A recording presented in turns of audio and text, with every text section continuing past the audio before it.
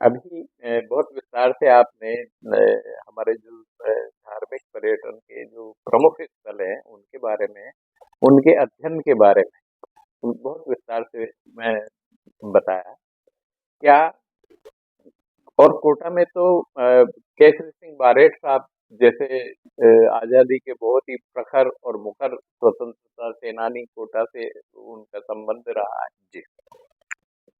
और ये सारे जो धार्मिक और ऐतिहासिक आस्था के केंद्र हमारे हाड़ौती में विद्यमान है, और उनपे आपने अध्ययन की बात कही, उनके बारे में लोगों की शिक्षण की बात कही, और इन सब सारी चीजों को समेटते हुए क्या कल के आयोजन में आप 2-3 घंटे तक वहां रहे, क्या ऐसी कोई झलक आपको नजर आई? और मेरे ख्याल है कि एक विशेष उद्देश्य को लेकर उनका कार्यक्रम था, एक पॉइंटेड था। तो मैं ये कहता हूँ कि देखिए, जितना किया एक पक्ष तो उजागर हुआ ना, उस दिशा में तो 100, 200, 300 लोगों ने बैठकर विचार किया ना जी। शेष पक्ष भी हो, हाँ। उसके लिए भी हो। मैं ये नहीं कहता कि नहीं हो, उसके लिए फिर बैठ करके विचार करना चाहिए। पर मेरा ये कहना है कि पहली बार ये कार्यक्रम किया उन लोगों ने, तो मेरा ये कहना है कि ये भी करना आवश्यक था।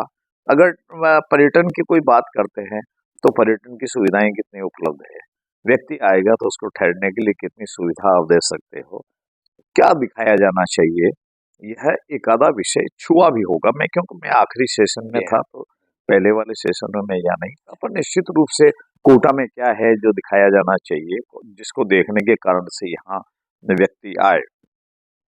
मैं ऐसा मान के चलता हूँ कि आयोजक जो थे वो सद्भावना से काम किया उन्होंने, उसके पीछे और कुछ नहीं था। मैं जानता हूँ, मैं उनसे जुड़ा हुआ भी हूँ, और हम मिलते रहते हैं, आते रहते हैं। वो सतत इस बात के लिए कोशिश करते रहते हैं कि अधिक से अधिक लोग राजस्थान में आए, और राजस्थान में आकर के यहाँ की संस्कृति है, यहाँ का इतिहास है, यहाँ की प्राकृतिक जो क्षमताएं हैं, उन सब के बारे में भी वो अवगत हो।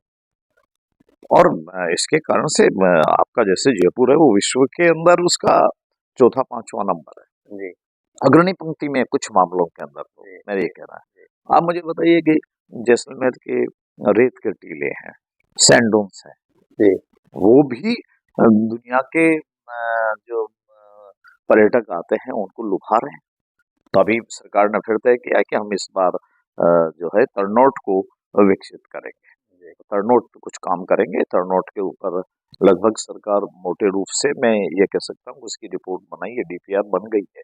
और मैं ऐसी उम्मीद करके चलता हूँ कि इसी एक महीने में काम शुरू करने के नाते उसकी जो प्रक्रिया है, टेंडर प्रक्रिया है, और जो आवश्यक स्वीकृतियां हैं, जमीन उसके लिए आवंटन हो चुकी है। परंतु सरकार ने ये क्या इसलिए सोचा जी। कि आज सैंडोन्स, सम के रेत के टीलों के अंदर आदमी आकर के अपने आप को, वह भी एक पर्यटन का केंद्र है। अट्टालिकाएं कहीं हुआ करते थे, कहीं समुद्र के किनारे हुआ करते थे, कहीं पर प्राकृतिक दृष्टि से पेड़ पौधे और सघन वन हमारे यहाँ पर्यटन के नाते और घूमने के और उपयोग होते थे। पर कभी सोचा था कि जो रेत बाड़ू रेत है, जिसके अंदर एक अनाज का दाना पैदा नहीं होता है, वह भी विश्व को आकर्षित करेगा। आज वहां दुनिया की कोई ऐसी मुद्रा नहीं है जो वहां नहीं बरसती और जहां नहीं आती होगी। तो सरकार ने इसके विस्तार की बात कही है, और ये पर हो भी गई। मैं खुद भी वहाँ 5-4 बार तरनौट जा करके आए हम लोग। जमीन उसको आवंटित करने की प्रक्रिया पूरी हो गई है, डीपीआर बन करके तैयार हो गई है।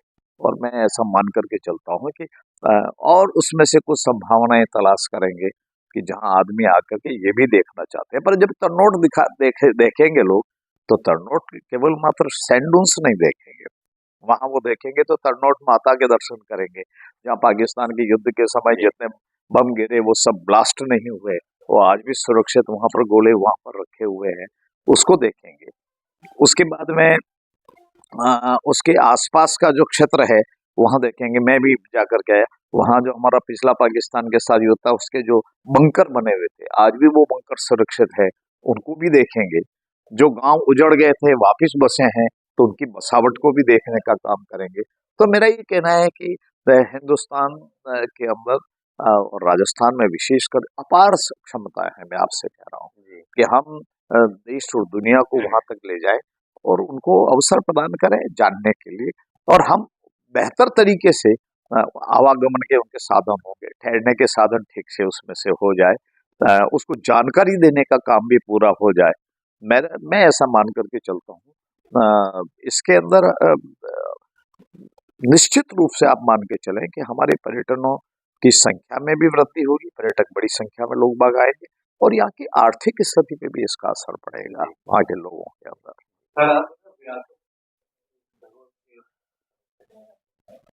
तो जैसे यहाँ पर देखने का तो अभी हम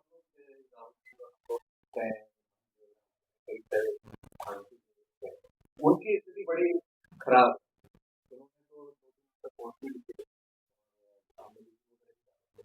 तो उनके उनके सुधार के लिए एक क्या है कि हमारे पास प्रशासनिक दृष्टि से और सरकार की दृष्टि से विभाग अलग अलग बने हुए हैं। जैसे प्रोटेक्टेड मोन्यूमेंट है, संरक्षित घोषित हो गया। अब वो संरक्षित घोषित दो तरह के हैं, एक आर्कोलॉजी सर्वे ऑफ इंडिया के पास है, भारत सरकार के पास है। उनको जैसे आपका भंडदेवरा है बारां वाला, मैं एक उदाहरण देके बता रहा हूँ आपको, वो प्रोटेक्टेड मोन्यूमेंट एएसआई का है। अब वहां कोई भी काम करना होगा तो एएसआई को ही इन्वॉल्व करना पड़ेगा उसके अंदर। अब वो अनेक वर्षों तक उसके पैसे सैंक्शन होने के बावजूद भी वो काम इसलिए महज नहीं हो पाया कि एएसआई के साथ और राज्य सरकार के आर्कोलॉजी विभाग और इसको करने की क्षमता वाले इसके जो पुरातत्ववेत्ता हैं उनकी सलाह के बिना ये काम नहीं हो सकता।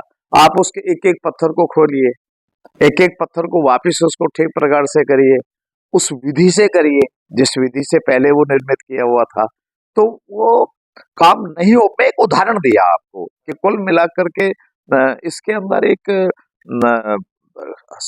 संभावनाएं अपार है। आपके धीरे धीरे मंदिर, प्राचीन मंदिर हैं जितने भी उसके अंदर से आने वाले, मेरे क्योंकि मैं उसको देख करके आया था, वो फाइल मेरे पास कुछ दिन आई और मैंने बुलाया भी, एएसआई को बुलाया, उनकी मीटिंग की, सारा सब कुछ किया, बीच में इलेक्शन हुआ, सरकार चली गई। तो मैं ऐसा मान के चलता हूं कि हम पर्यटन को केवल भवन से नाप कर ना देखें। पर्यटन के अंदर अगर जाएंगे तो आपके आस्था के अंदर मंदिर वहां मिलेंगे, आपके यहाँ की नदियां उसके अंदर मिलेगी, आपके रहवास उसके अंदर एक बसावट भी एक है। आज एक देवमाली गांव है, देवमाली गांव में गुजर समाज रहता है, अधिकांशता रहती है वहां। उस घर में किसी के ताला नहीं लगता, ठीक है, छोटा सा गांव है, कोई बहुत बड़ा बसावट नहीं है, पर आज वो एक केंद्र बना है। तो मेरा एक निवेदन करना ये है कि हमको काम करते समय हमारे जितने आस्था के केंद्र हैं, इतिहास के स्थान हैं, और या हमारी वो प्राचीन जो हमारी विरासत है, हम लोगों ने, मैं आपसे, मेरा प्रारंभिक काल जो मुझे पहली बार अवसर मिला, हमने मेड़ता में मीराबाई पे काम करने का विचार किया, हमें निर्देश दिया गया, हम मेड़ता गए। तो मीराबाई के जो दादा या पिताजी जिस महल में रहते थे या जो इनका रहवास था, उसके पास में अभी 4 भुजा का एक मंदिर बना हुआ है। वहां एक स्कूल चलती थी बच्चियों की 12th तक की, पर वहां महल के अवशेष टाइप एक द्वार तो था, पर बाकी उसमें ईंटों की चुनाई होते हुए 20, 30, 40 कमरे बन गए, और वहां कहीं ऐसा नहीं लगता था। हमने स्कूल को और भवन बना करके उसमें शिफ्ट किया, और हमने उसको उसके ऊपर जितना निर्माण, सुपरफिशियल जितना भी निर्माण था, बाद में ऐड किया गया, जोड़ा गया, जिसको हमने उसको हटाया, एक छोटा सा रेड स्टोन का महल निकल करके आ गया। हमने उसी को मीराबाई का पैनोरामा बना दिया। आपको आश्चर्य होगा, मेड़ता कोई बहुत बड़ी बसावट नहीं है, बहुत छोटी जगह है, छोटा कस्बा। 22 लाख लोगों ने टिकट खरीद करके उसको देख चुके हैं। जी। अभी हम और उसमें सरकार ने मुझे 12-13 करोड़ रुपए और स्वीकृत किए कि इसको और करें, कुछ संगीत पे काम करें, कुछ मीराबाई के इसको विस्तार देने के काम करें। तो ये प्रयोग जो हम सोचते थे कि क्या केवल मात्र जो बना हुआ पुराना ढांचा है या पुराना अवशेष है, क्या उसमें प्राण डाले जा सकते हैं? क्या उसमें मीराबाई को वैसा का वैसा किया जा सकता है? क्या लोग अनुभूति कर सकते हैं क्या ये मीराबाई का स्थान है? महादेवी वर्मा गई, माधवी वर्मा गई तो उन्होंने उस भवन के जो पिलर था, एक खंबा था, उस खंबे को पकड़ करके 2 घंटे तक रोई, आंसू आ गए कि मीरा ने कभी इसको छुआ होगा। जी अब ताकत वो है उन स्थानों के अंदर, वहां संस्कार पैदा किया जा सकता है, वहां कोई विकृति नहीं मिलेगी हम सबको। पर उन स्थानों के बारे में योजनाबद्ध रूप से सरकार कर रही है, सरकार की अपनी सीमा है काम करने के नाते, परंतु समाज को भी इसमें आगे आना पड़ेगा कि ये स्थान जो हमारे हैं, इन स्थानों से जुड़े हुए जो भी इस रुचि के लोग हैं या जिनका स्वामित्व इसमें है या जिनका लगाव इतिहास की दृष्टि से है, इन स्थानों के बारे में हमको विचार करना पड़ेगा। हम लोग केसी सिंह जी बारट पे काम कर रहे हैं, अभी आपने विषय केसी सिंह जी का रखा, शाहपुरा में वो रहे, कोटा बाद में आए, अब शाहपुरा में हम उनका एक पैनोरामा बना रहे हैं। मैं उम्मीद करके चलता हूँ कि आगामी आने वाले इस 1 वर्ष में हम उसको चालू कर देंगे। पर इस बार एक नया काम हुआ कि उनका जो मूल देवखेड़ा गांव था जिस जगह वो रहते थे, वो देवखेड़ा गांव में इस बार आयोजन भी हुआ, उनकी मूर्ति वहां स्थापित हुई, उसको विकसित करने का एक विषय भी आया कि उसको किया जाए, म्यूजियम भी वहां बना, सारा सब कुछ शाहपुरा में है, सारा सब कुछ हो रहा है। तो मेरा कोटा में भी वो रहे।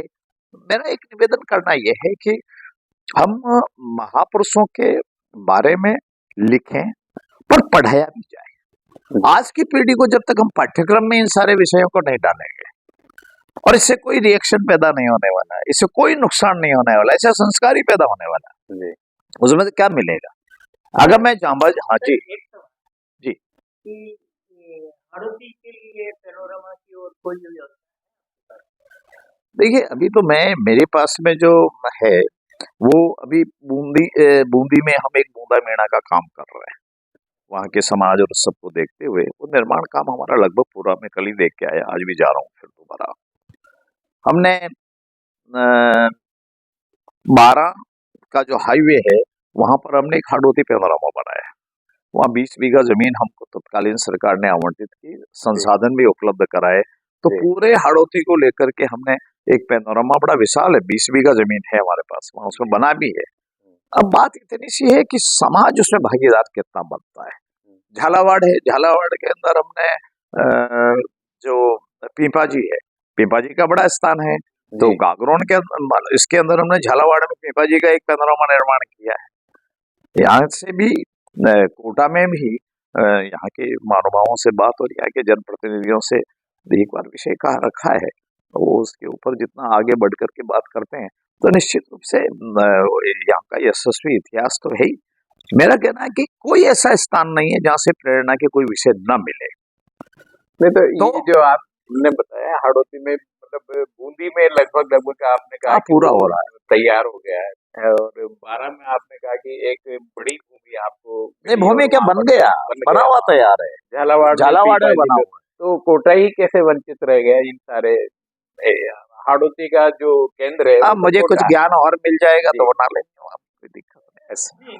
मैंने बात भी लिखी थी आप जयपुर आए थे उस समय कि जो चंबल नदी है इसके ऊपर कोई पैनोरामा बन सकता है, केवल ऐतिहासिक स्थलों के बारे में। मैंने आपसे एक निवेदन किया, पैनोरामा उन प्रेरणा और जानने वाली हर चीज पे बन सकता है। पैनोरामा कोई नई इजाद नहीं है, हमने केवल मात्र उसका एक शब्द पहली बार जब बनाया राणा सांगा का खानवा के युद्ध के मैदान में, तो एक विषय आया कि इसका क्या रखा जाए, तो एक बार किसी ने बोला है ये पैनोरामा बन जाए।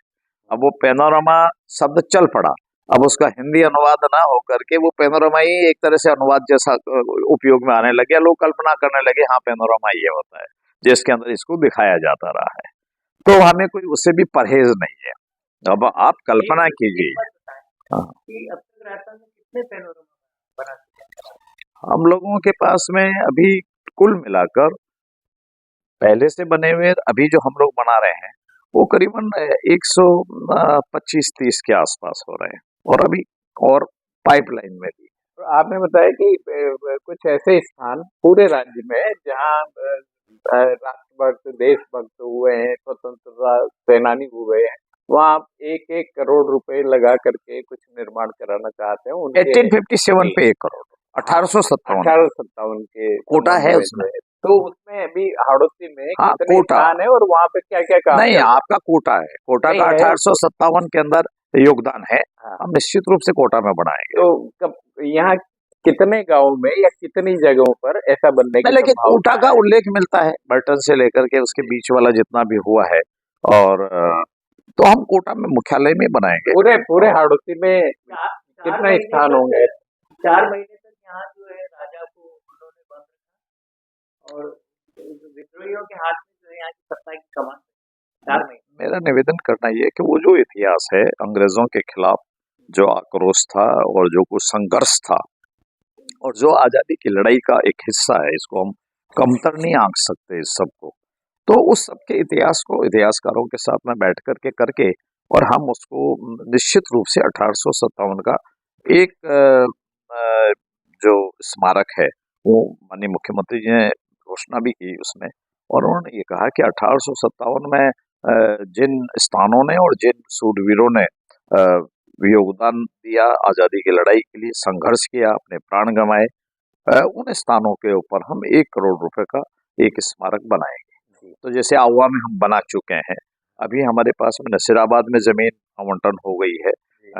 और दूसरा हमारे को कोठारिया जोत सिंह जी जो थे वो कोठारिया में हमको भूमि आवंटित हो गई है।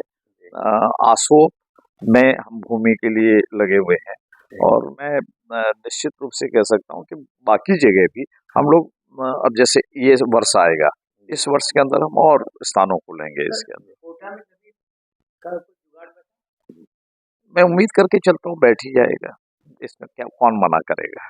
नहीं मना तो नहीं करेंगे लेकिन क्या अब आपके न्यास के माध्यम से प्राधिकरण के माध्यम से यहाँ कोई गांव या उस तरह के स्थान क्या चिन्हित किए जा चुके हैं या अभी केवल बात ही है ये बात नहीं होती, बात ये है कि राज्य भर में जब काम करना होता है तो बाकी काम के साथ में जैसे हमने 4 स्थान पहले तय किए कि भाई इन 4 स्थानों पर हमको भूमि मिले, हम काम शुरू करें। फिर 7-8 काम और लेंगे, पर आप मान के चलें कि ये जो कार्यकाल है सरकार का उसमें राजस्थान के प्रत्येक स्थान के ऊपर निर्माण करने का काम 100% हो, इस दिशा में हमारा प्रयास होगा। अच्छा सर एक बात बताएं कि श्री कृष्ण गमन पथ जी उसके लिए बजट और क्या कार्य नहीं, अभी सरकार ने हमको ये निर्देश दिया है कि कृष्ण गमन पथ के स्थान चिन्हित करें, उन स्थानों को तय करें, उसके बारे में जो ऐतिहासिक जानकारी है उसको एकत्र कर लें और वो हमारी दृष्टि से तैयार है। अब एक बार सरकार के सामने उस सब का दिखाया जाएगा 3D 2D में, आर्किटेक्ट्स ने उसकी तैयारी की है और उसके बाद सरकार के स्वीकृति के बाद हम काम चालू कर देंगे। क्या है कि इसके लिए ऐतिहासिक दृष्टि से पुष्टि चाहिए, मतलब कोई भी विषय यूं नहीं कर सकते कि मेरे मन में आया मैं कर लूं, परंतु जैसे स्थान भी भगवान कृष्ण से जुड़े हुए उसमें से हो, कुल मिलाकर के जो भी उसमें से हो सकते हैं। तो उस दिशा में हम जा भी आए हैं उस सारे मार्ग के ऊपर। हम 2 बार हम लोग हो आए हैं वहां पर, वहां के इतिहासकारों के साथ, संस्कृत विश्वविद्यालय के वाइस चांसलर के साथ, राजस्थान यूनिवर्सिटी के अंदर कुछ प्रोफेसर और ऐसे विद्वान लोग हैं, उनके साथ भी हम लोग बैठे और उसी में से ये हमको पता लगा कि भाई कैला देवी जो है वो भगवान कृष्ण की बहन है, बयाना है उनके पुत्र से जुड़ा हुआ स्थान है। तो ये जब अध्ययन सब जगह से सब होने लगा है, इसमें समाज का भी योगदान चाहिए। और पर आप इस पूरे मार्ग के ऊपर निश्चित रूप से हाड़ौती का बड़ा हिस्सा इसके अंदर है। आप सवाई माधोपुर से निकल करके आएंगे तो केशवराय पाटन वाला हिस्सा भी उसमें आने वाला है। उसके बाद आपके यहाँ मथुरेश्वरी का मंदिर है कोटा में, उसके बाद आगे जाएंगे द्वारकाधीश झालावाड़ में है और मध्य प्रदेश से लगा हुआ हिस्सा जो उज्जैन से जुड़ा हुआ वो भी झालावाड़ जिले के भागा नदी के आसपास हम उस स्थान को। सर एक सबसे जो पुख्ता प्रमाण ये है कि जो दरा की जो धार है ये पिछले हजारों सालों से जो है मतलब आवागमन का एक ही मात्र है, लेकिन बाकी पूरा पहाड़ जो है सीधा खड़ा है, उसके ऊपर चढ़ाई करना उससे से आना जाना बड़ा मुश्किल काम है। तो दर्रे में से होकर के लोग आते हैं, तो जाहिर है कि भगवान नहीं, वहां भी एक स्थान के बारे में बताया किसी ने, हमें जानकारी दी है। हम निश्चित रूप से आगामी 1 महीने में वहां जाएंगे। वो एक स्थान हमसे अभी तक वर्चुअली उसको जाकर के उसका अध्ययन करना बाकी है। 320 जगह इस स्थान के बारे में तो जानकारी, पर हमें वहाँ एक स्थान दर्रा के पास में बताया, भगवान कृष्ण से जुड़ा हुआ स्थान भी बताया उन्होंने। तो उसको एक बार जाकर के जाएंगे, साथ में जाके कुछ इतिहासकारों को ले जाएंगे, तो आप निश्चित रूप से मान के चलिए कि ये मार्ग पे सरकार सकारात्मक है। माननीय मुख्यमंत्री जी इसके बारे में अपनी बात कह चुके हैं, हमको निर्देशित भी कर चुके हैं, और हमारी तरफ से आर्किटेक्ट तैयार है। अब हम उनसे कुछ समय लेकर के एक बार सारा दिखा देते हैं कि ये तय हुआ, और फिर सरकार जैसा तय करेगी। और सकारात्मक करना है, क्योंकि मध्य प्रदेश और राजस्थान की दोनों सरकारों ने मिलकर तय किया है, तो हम उसमें आगे ही रहेंगे, पीछे नहीं रहेंगे। सर, आपको नहीं लगता कि जो भी आप इस तरह की जितनी बातें बताई हैं, बहुत विस्तृत कोई पैनोरमा वाली मैं बात इतना बड़ा विस्तृत पैनोरमा पे आप, लेकिन सार्वजनिक रूप से या मीडिया में इसके बारे में कोई जिक्र नहीं होता है। मैं मीडिया का आदमी रहा हूँ, मैं हिंदुस्तान समाचार में मैंने बहुत लंबे समय तक काम किया है जी। मीडिया की अपनी प्राथमिकता होगी, हम उम्मीद करके चलते हैं कि ये काम भी उनकी प्राथमिकता होगी निश्चित रूप से। इसके अंदर आप कह रहे हैं कि जब जन भागीदारी होगी, लोग हिस्सा आएंगे, जन भागीदारी में जब तक जन को मालूम पड़ेगा तो भागीदारी हो नहीं सकती, तो इसलिए तो मीडिया ही माध्यम। हम ये चाहते हैं कुछ करें और फिर मीडिया तक ज्यादा जाए, वो अच्छा है। मीडिया तक चले जाए और कुछ ना कर पाए तो वो भी ठीक नहीं है। इसलिए हमारा प्रयास है कि पहले 100% करने का संकल्प और उसकी व्यवस्था और उसका आधार हमारे पास खड़ा हो जाए, तो फिर मीडिया में जाएंगे तो ज्यादा अच्छा रहेगा। वैसे एक बात बताएं जी, कि आपका वो जो मेट्रो सिटी वाला जो गिराने के बारे में जो मेरा जी, तो मैं एक बार मुद्दाम गया वहाँ पे, 2 दिन वहाँ ठहरा जी, मेरी पत्नी मेरे साथ थी, जी, और हम लोगों ने उसको देखा, जी, और मुझे लगा कि ज्योतिर्मय ठाकुर जो है ना, बहुत सारी बातें कह रहे थे, जी। जैसे यहाँ का जो पैनोरमा, तो संतवादी के बारे में लोग बहुत कम जानते। नहीं, हमने तो प्रयास किया उसको करने के लिए। अब बाकी तो फिर देखिए, मेरा ये कहना है कि सरकार की अपनी सीमाएं हैं, परंतु आखिर समाज का भी दायित्व बनता है कि किसी महापुरुष पे कोई काम करने की बात हो रही है। आज यहाँ बैठे हुए लोगों में से आप जितने लोग हैं वो सरकार के हिस्सा नहीं, पर आप इतनी बात कर रहे हैं, तो समाज की जागरूकता और समाज की सक्रियता बिना कोई भी काम, चाहे सरकार का हो चाहे गैर सरकार का हो, वो सफल नहीं हो सकता निश्चित रूप से। उसमें जो आपने 1857 की बात की कोटा के बारे में, तो मेरा ये अनुभव रहा है पिछले 50 साल की पत्रकारिता के दौरान कि बहुत सारा एक बहुत बड़ा प्रभावशाली वर्ग है कोटा का, जो नहीं चाहता है कि 1857 हमारे भी किसी का कोई असर नहीं है साहब। आप मान के चलिए कि अगर तय किया है, तो अगर योगदान न होता तो हिंदुस्तान का सबसे बड़ा अवामी स्मारक 1857 का बनाते क्या। हमारा ये कहना है कि वो स्वतंत्र आंदोलन है ना, वो स्वतंत्र आंदोलन को झुटलाया नहीं जा सकता ना। अगर 5 दिन लगातार अंग्रेज की सेना के साथ अहुआ के अंदर सशस्त्र युद्ध हुआ, मैक मैसन का सिर काट के अलग कर दिया और अहुआ के फोर्ट पे लगा दिया, अंग्रेजों भारत छोड़ो, तो ये आजादी की लड़ाई नहीं है क्या। के बारे में तो सभी जगह नहीं, आपके यहाँ कोटा का भी इतिहास में उल्लेख है ना, स्वयं अंग्रेजों ने किया है ना। चलिए, और तो किसी को वो ना माने, मान लीजिए हम तो सैफरन कलर वाला आ गए, इसे हमें माने ना माने, पर अंग्रेजों को तो मान लो जिन्होंने लिख दिया, क्या दिक्कत है। अवध के बारे में जगहों से बात नहीं की आपने? सब किया, सब कंप्लीट किया मैंने, जो इतिहास में जहां सोर्स मिल सकता है। और माफ कीजिएगा, मैं तो पढ़ते हुए भी कभी नेशनल आर्काइव में इतना नहीं गया मेरे अध्ययन के कालखंड में, जितना नेशनल आर्काइव में हम लोग कई कई दिन बैठे हैं, उनका रिकॉर्ड का एक एक पेज पढ़ा है। आप इसके लिए तैयारी कर रहे हैं, इसके लिए अध्ययन कर रहे हैं, इस भारत इनके आगे की कोई इनको की मतलब हमेशा इसी तरह से बैठे रहे, इसके बारे में। अब उसमें देखिए, सुरक्षा तो समाज की चाहिए, समाज जब तक सुरक्षा नहीं देगा, अब मेड़ता वाला इसलिए चल रहा है कि समाज ने उसको ऑप्ट कर लिया, रामदेवरा का इसलिए चल रहा है कि रामदेवरा के पैनोरमा में बड़ी संख्या में लोग जाने लग गए।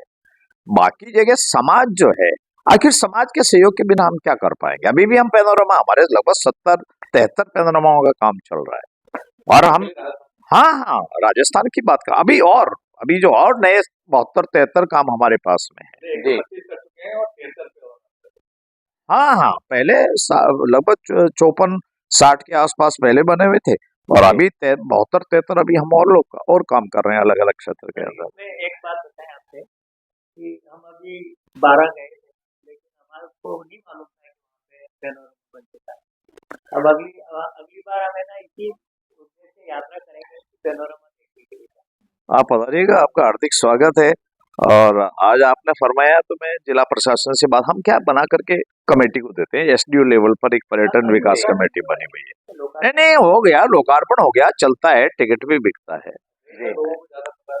अब उसका रीजन है कि करना क्या होता है कि करना उसमें शासन प्रशासन को और समाज को चाहिए। लेकिन कुल मिलाकर के कोटा में आपके जो धरोहर प्रोन्नति प्राधिकरण है उसका कोई कोटा में कोई काम नहीं कर लेंगे, वो भी करेंगे, क्यों नहीं, अभी फिलहाल तो नहीं है। आप हमको मार्गदर्शन जी जी एक तो 1857 पे और एक चंबल नदी, ये दो अगर बन जाए सहयोग एक साथ बने तो भी हो सकता होगा, क्योंकि चंबल नदी के बारे में भी है ना, यहाँ के जो बच्चे हैं उनको नहीं मालूम कि कहाँ से निकल रही है, कहाँ जाके मिल रही है और कितनी लंबी नदी है। आज की तारीख में भी है ना, हिंदुस्तान की सबसे साफ सुथरी नदी है चंबल। आपने जो फरमाया है उसमें मैं जो भी सरकारी तंत्र है उसके सामने इस विषय को रखूंगा। मतलब मुरैना और शोपुर तक जो है एग्रीकल्चर हो रही है। एक आया है अभी जवाई बांध पर पैनोरमा बनने के लिए एक प्रस्ताव आया है, तो मैं उम्मीद करके चलता हूँ कि चंबल पे भी कोई विषय आएगा। निश्चित रूप से इतना बड़ा उत्पादक क्षेत्र है, इतना बड़ा समाज का संधारण करती है चंबल नदी, तो उस पर भी विचार सकारात्मक रूप से जब भी विषय आया तो इस पे विचार तो करने वाला है।